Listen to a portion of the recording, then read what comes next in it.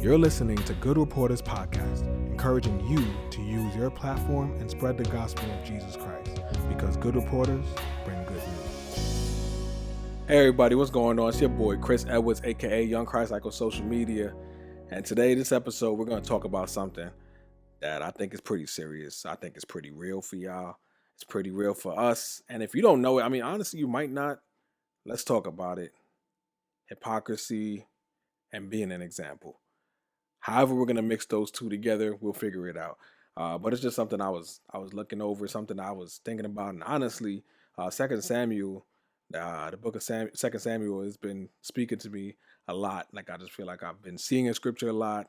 I even watched a video the other day, and that scripture was in it.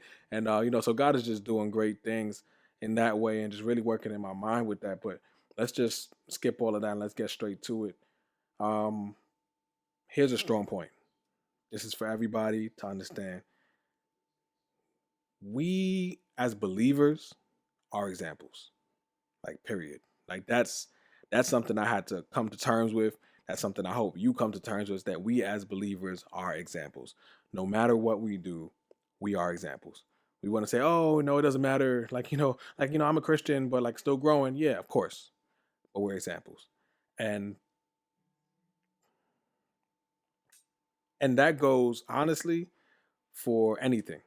That goes for like being a parent. That goes for being a student. Whatever we do, whatever we are, usually our titles per se make us whatever we quite are. Like we don't like I'm not a Christian and that's just who I am. I'm just a Christian, so I'm not a human. I'm still a human.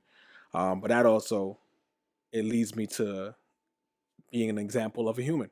Like if somebody was to come down or something was to come down from like outer space and be like, wait, like, hello, human. Like I now am an example of human. Like the first, like no matter what, like the first thing that they get, the first chance that they get to talk to me, they're talking to a human. They're assuming I'm a human, and they're seeing me as how maybe they believe humans are, realistically, because I am a human being. Can't change that. As Christians, we can't change that. We are believers, like we're Christians. Like let's be real about that. And so I think it's crazy or a little interesting because a lot of people are living life in a way where they're kind of trying not to be a Christian. They're trying not to be believers. Like they want to be a Christian. They want to spend their life as believers, but they feel like there's a stigma or there's a word that comes along with it or an idea, a way people see each other as believers, and they kind of just don't want to be attached to that anymore. They're kind of just like, you know what? Like I'm a Christian, but I'm not gonna portray it on my page. I'm a believer. Well, I might even portray it on my page, but I'm a believer. But anything I do, like you can't hold me to that standard per se. And that I get. I get it. Like kinda, but I get it. Reason being, I feel like people hold Christians to a certain standard of perfection, which is just unrealistic. We're chasing perfection. We're trying to be like Jesus, but we're never gonna be perfect. That's already like that's in the word. That's biblical. So be aware of that. But at the same time, I still think that we as believers sometimes don't hold ourselves to a standard. Like we kind of look at ourselves and just like, well, I believe in Jesus, but like let him do the changing. He's gonna do stuff in your life, and what I do in my life, like don't pay attention to that. Don't watch that. That doesn't matter. It does. Like it does. Can I be real? It really does. And I remember I was watching this video this past week, and it was a really good video. It was really powerful, if you ask me. And it was a guy. I don't even know his YouTube name, but I'm so sorry. I would shout you out, bro, but I don't know. I don't know his name, but I remember watching a video, and he was talking about Hailey Bieber. I believe that's her name, Hailey Bieber, Justin Bieber's wife. And it was a good video because he was just like sitting down, listening to what she was saying. It was an interview she was talking about, and she had some points for real. I mean, like as a believer, people are looking at you and they're just like, "Oh, you're not supposed to do this. You're not supposed to do that." And of course, how many of us have had that? We hate it. We hate it. We hate it. But at the same time, she said some things, and it was brought to my attention. It was kind of contradictory because she was mentioning like, "Oh, well, as a believer, somebody's telling me, oh, you're this, you look like this, you dress like that, you're not supposed to do this," and they're kind of coming down on her, and they're like, "You're a Christian. This is not how you're supposed to be as a Christian. Like as a Christian, you shouldn't be this way. Um, as a believer, like you're not supposed to be this way, you're not supposed to dress this way." And she was just mad about that. Like, and she goes on their page and it's just like, oh. you're cursing me out, but your page says Philippians 4:19 or whatever. And I think that's hilarious because it'd be like that. Um, but in the same breath, she was kind of just mad because she's like, well, what I do with my life, you can't really judge that and you shouldn't look at that and say, oh, I'm a Christian or she's a Christian. And all of a sudden, like just the way that she acts or the way that she's living or the movies that she's acting in or the nudity or whatever, like you can't look at that standard and kind of hold me to that standard when you're cursing at me. And it's like, we're all just growing and trying to live our lives. Yes and no. Yes, because I think people are hypocritical. We just naturally are like that, and they're kind of looking at your lies, and they're just like, "Ew, like what are you doing this for?" But meanwhile, if they really looked at ourselves, like that's kind of something I want to talk about.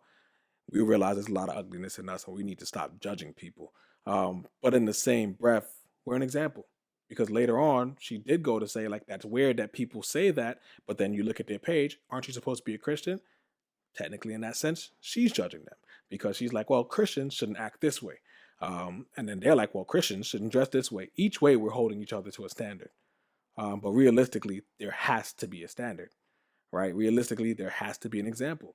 And if we're just trying to live a Christian life, trying to hope that, oh, we just find Jesus for ourselves and other people will find Jesus, you got to find Jesus for you, it's not completely the best way to go about it, realistically. Like, as we're trying to be, like, let's say this is the brand, Good Reporters, we bring the good news. But we're also trying to live lives. Not saying that I'm perfect. Trust me, I'm not. I fail all the time. But trying to live lives that we can live to be the best examples.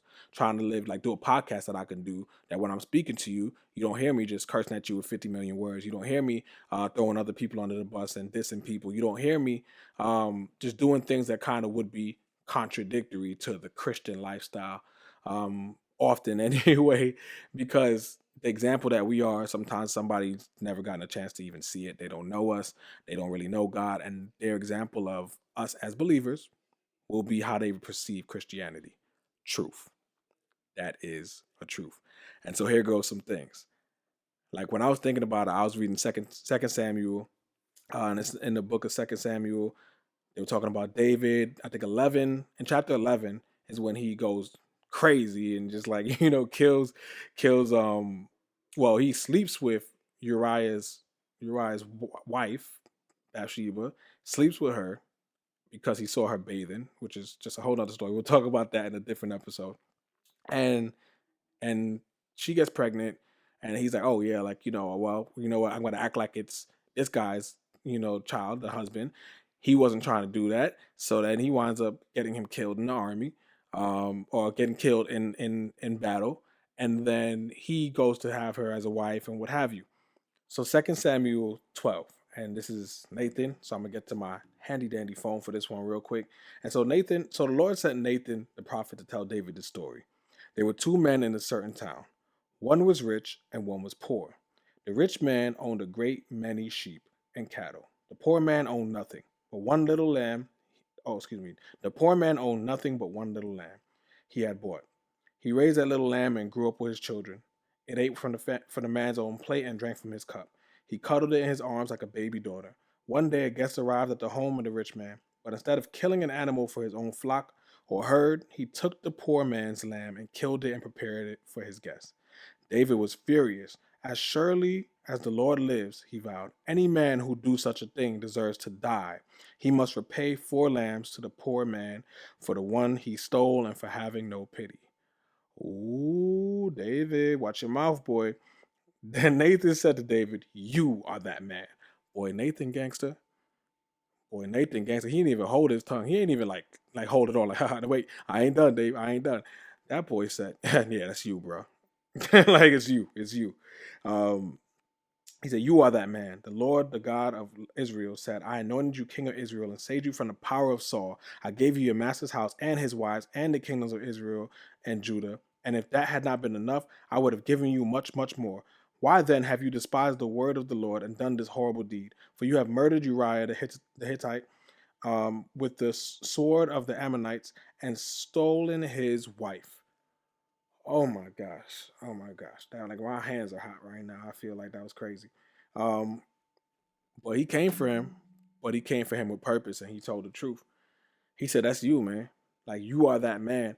And it's so crazy because David did what we're talking about here, right? These people sitting up here cursing somebody out, saying, "Oh man, like like you are terrible. You're this, you're that." Name calling, cursing them out. But if somebody was doing that to them, they were like, "That's not very Christian of you."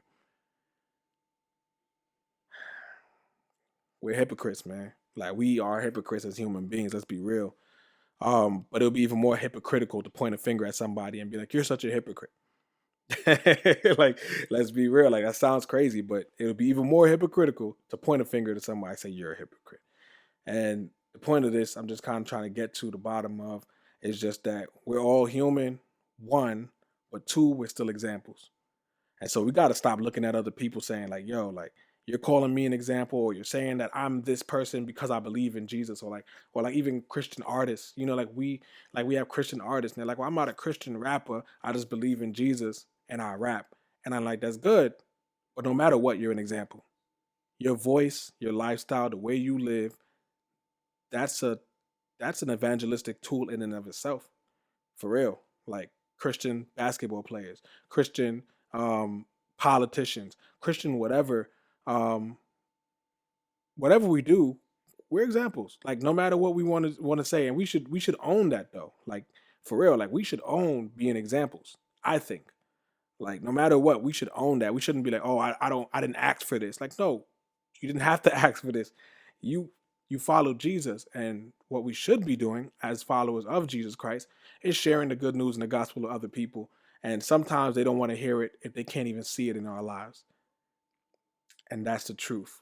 That is something we have to take more serious. Not just looking at, "Oh, well, why would this person dress like this? They're not a Christian." Or why would this person talk like this? Are they really a Christian?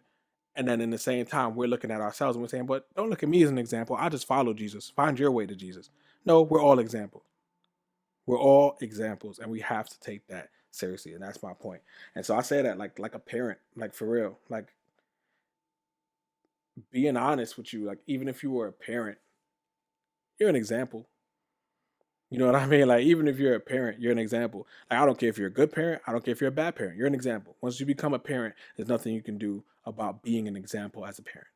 Somebody will either consider you a good parent, a bad parent, whatever their standards are. That's up to them. No matter what, you are now a parent.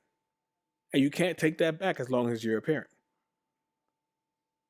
The same thing kind of goes for anything, really, but the same thing should go for Christianity, and we should understand that we are examples as Christians and own that. Like, like I am a Christian. I am an example. I may fail. Like this is the thing. I want the world to understand this. Now I could talk to you as believers, but I want the world to understand this too. Just because we're Christians, we're not perfect. Nowhere in the Bible does Christian equal perfection. That's just simple. But I want believers to understand that too. Nowhere in the Bible does Christian equal perfection. But also, nowhere in the Bible does Christian equal lackadaisical. Or does Christian equal I could do whatever I want to do? I'm just living my best life and Jesus will fix other people. There's nowhere in the Bible where it says that. And as believers, we have to work on that. Non believers, stop looking at us and hoping that we be perfect. And if we fail, let's say, and this is why we don't go to church. But believers, stop looking at yourself and saying, "Well, I don't have to be an example. I'm just another human being." You should be. You should be an imperfect example because that's the way that you will best depict a Christian. We're not perfect. We should fail. We shouldn't blatantly go doing things against the law, but we will fail. That's the point. And I just want to kind of make that real to everybody. That's just something that's been on my head because I've not been the best lately. God forbid somebody ever seen me doing something wrong or failing or what have you, and looking at me and just like shunning me as an entire human being or an entire Christian. Like, no, I've made mistakes. I'm imperfect. You're imperfect. Non-believers, you're imperfect. Believers, you're imperfect. Like we're all imperfect human beings trying to find a way. And so, I just want to leave it there. I kind of want to just leave people in and just understanding that we could be hypocritical sometimes, realistically. But no matter what, we still have to grow. No matter what, we still are coming towards, God willing, a common goal and all trying to find peace and trying to find love. And Jesus Christ is the way, in my opinion, hopefully for you as well. And so today, don't forget, be a good reporter because good reporters bring good news.